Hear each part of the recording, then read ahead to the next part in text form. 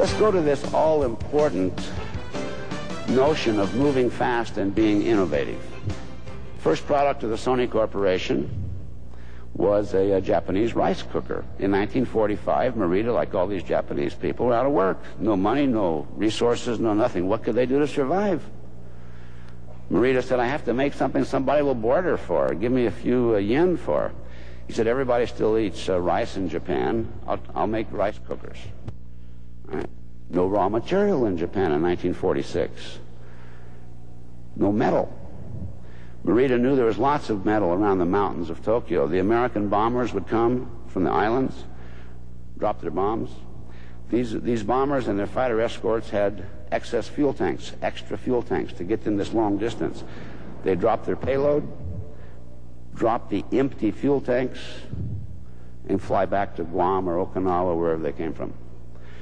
So Morita knew there's a lot of metal around, so he and 5 guys went up in the mountains around Tokyo, pulled these big American fuel tanks down, heated them, cut them, formed them, made rice cookers out of them. Morita today says American fuel tanks don't make very good rice cookers, but you do the best you can.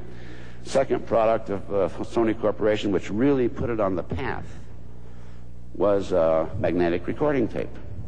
In 1947, there was no plastic available in Japan.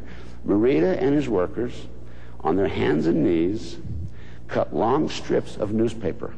They collected all that used newspaper, cut it with scissors into long strips, glued it together, brushed ferrous oxide on it, and it recorded the first magnetic recording tape in Japan by Sony. Morita says anybody can move fast and be innovative if your life depends on it. Our life depended on it. Number one problem in Sony today is we're too complacent. Nobody's life depends on it anymore. I mentioned 3M already. There are only 2 golden rules that you can discern, really, about how to make your company more innovative and fast-moving. There's not a long list. None of this entrepreneurial stuff is very complicated. The number 1 rule you learn when you look at companies like 3M is you got to have this notion of the necessity to invent. It's not a nice thing to be innovative. It's not something on your performance rating where you were innovative last year. It's a necessity to survival. DHL, the courier company, opened 120 offices around the world in 10 years with no money. Larry Hillblum, the founder, told me if I'd had to sit down and plan it out and talk to bankers about this, there'd be no DHL.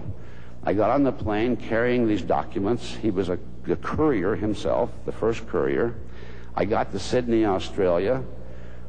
My taxi driver, who was taking me into Sydney so I could drop off these documents and go back to San Francisco where I came from, I said to the taxi driver, do you want to be president of DHL Australia? He says, sure, I hate driving a cab. But by the way, what is it you do? Hillblum says, watch me. All you got to do is what I do. Every day, meet the plane, drop these off, takes about 2 hours, you be president of the company. Hillblum went around the world creating these presidents, many entrepreneurs, they each own 50% of the business or some share. Why do you do that? You can't have an international courier business with only 2 countries, you see. He had to develop at least 50 in a short period of time. The necessity. Do you see inventing and moving quickly as a necessity in your business? The second golden rule is you got to give people the freedom to act. Now, here's the biotech industry, which is going through the massive changes. Dr. Ed Pinhote, interviewed him for the book, tremendous guy. And you know, when you go interview somebody who has a PhD in both biology and chemistry, you know, to me it's a little intimidating. I figured this guy has got to be some Einstein, you know, brilliant. I'm not even sure I can ask smart enough questions to get his attention. So I said, well, Dr. Pinhote, what is the reason why Chiron is the number 2 company out of 400 in biotech? Well, what's made you successful while many other of the biotech startups haven't yet become successful? Is it brains? I said. He said, no, Larry, it's not brains. Everybody in the biotech industry is smart. We all scored 99.9 percentile on our SATs. We all have PhDs, so that's not a competitive factor. We're all smart. Biotech is a horse race. We all know what needs to be done. The winners are the companies that can get it done fastest. The research, the applications to the FDA, resubmitting them, and making sure they get to the market first. Speed. One of the rules I'd leave with you on this is that you need speed and innovation from your typical average workers. Let's go back to a Honda company.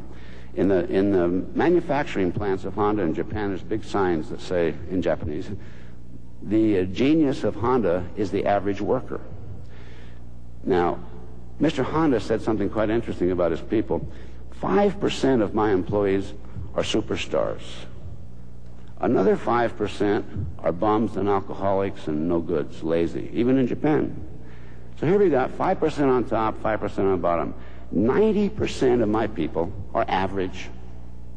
These are the people that make the cars. These are the people that make the company run. These are the people we can't forget.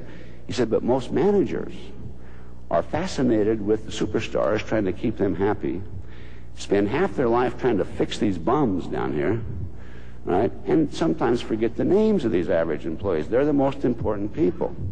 So it's the concentration on the typical employee to become a little bit more innovative in their job. Every one of your people could come to work with the idea, what can I do today to improve how I do my job? This improvement notion, highly innovative.